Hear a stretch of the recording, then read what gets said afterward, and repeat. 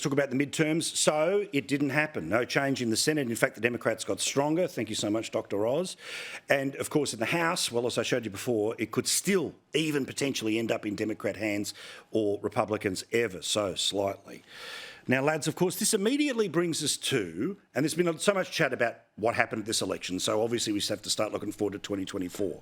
But there's two things I wanted to bring up with both of you here, and it was an opinion poll that came out today by YouGov.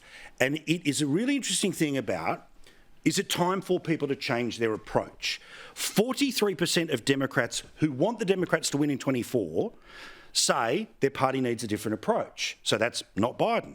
And 42% of Republicans who've lost, well, obviously, midterms, presidential and midterms again, they want a change.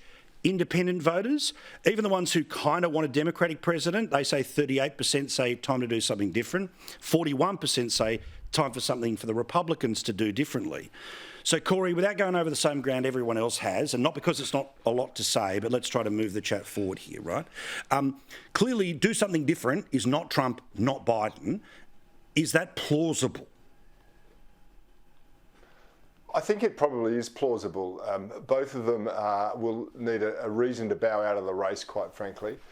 I suspect that Biden will reassess his position after January of next year, because then if he does, once he's completed two years, then his successor, which would be Kamala Harris in this point, if she ran again, she could stay on for another potentially 10 years as president.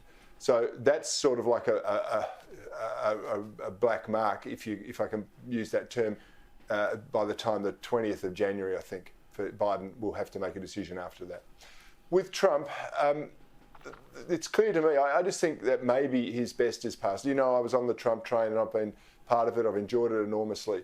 But the difference is I think the electorate has probably moved on now. There are more sophisticated challenges. I don't think the Republican campaigning machine has been good enough, and they won't get behind him. Maybe a lot of the punters will, the voters will, but there's a heck of a lot of people within the Republican Party who just won't abide him. And maybe they've just got to say, let's move on. But let's see what his announcement is. I think on Tuesday it's coming out. No doubt. We'll all be up at the middle of the night, sitting, waiting and watching.